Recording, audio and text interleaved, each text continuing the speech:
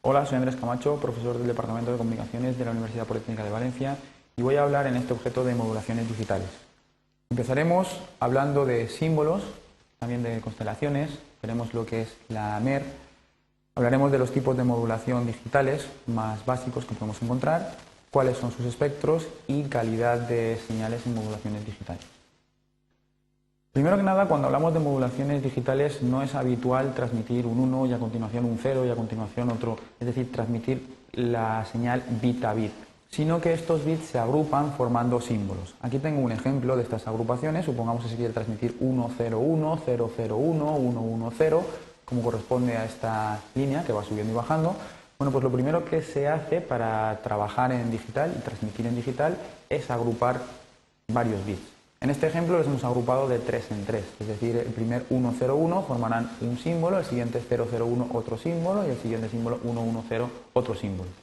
Después lo que se va a hacer es que a cada uno de estos símbolos se les va a asignar una forma de señal. Bueno, pues aquí lo que hemos hecho es a cada símbolo le hemos asignado una señal con una amplitud distinta, pero vamos a ver que hay distintas formas de hacer estas asignaciones.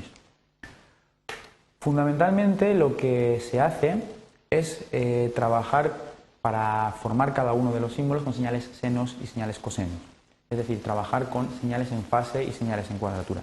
Tengo aquí dibujado un ejemplo, he dibujado un trozo de señal coseno. La señal coseno empieza en 1 y después baja hasta 0 y vuelve a subir, y otro trozo de señal seno.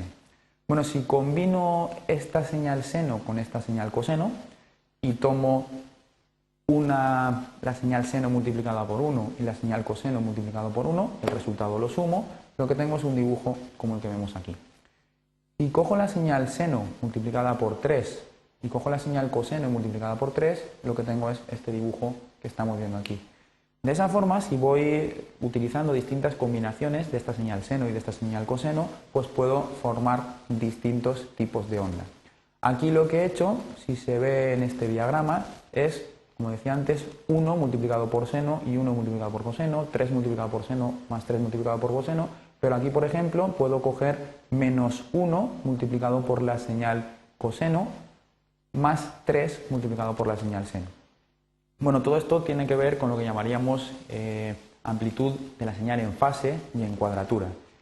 A partir de esto, pues se combina de la forma que estamos viendo aquí para tener 16 señales distintos. Estaríamos hablando de una constelación de 16 símbolos distintos. Si, como hemos dicho antes, agrupamos bits de 4 en 4, con 4 bits distintos hay 16 posibles combinaciones, entonces esto correspondería a la constelación que podríamos utilizar si quisiéramos agrupar los bits de 4 en 4. Bueno, pues cuando se hace esto, cuando se agrupan los bits de 4 en 4 y para lanzar al espacio, suponiendo que es una transmisión por radio, cada uno de esos símbolos, lo que se hace es enviar por antena cada una de las formas de onda que hemos visto en la transparencia anterior.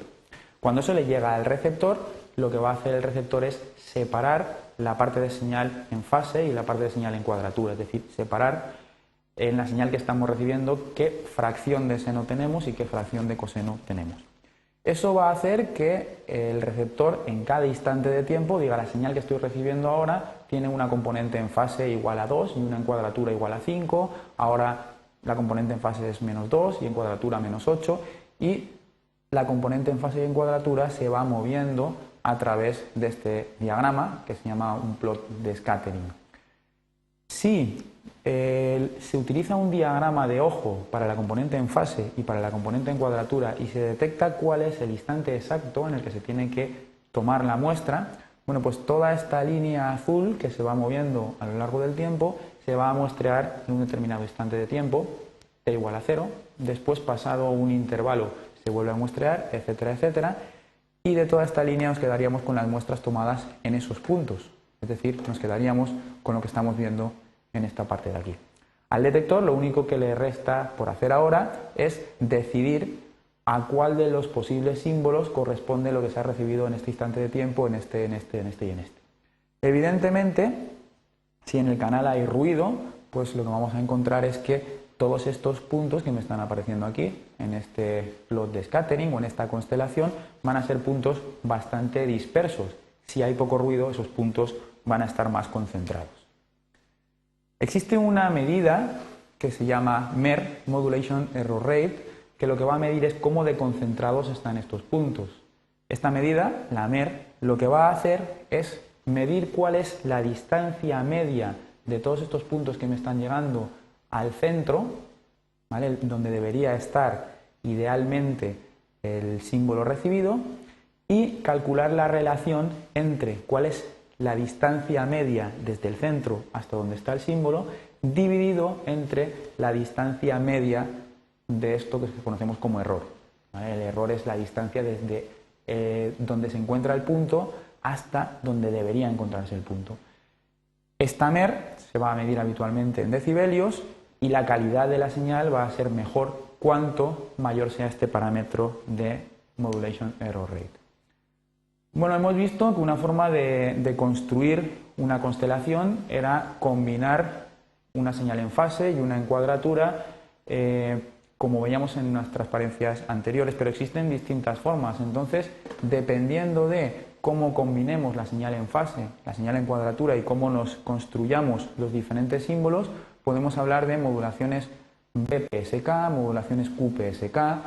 Dentro de las modulaciones PSK, pues tenemos modulaciones PSK de 16 símbolos, de 8 símbolos, etc.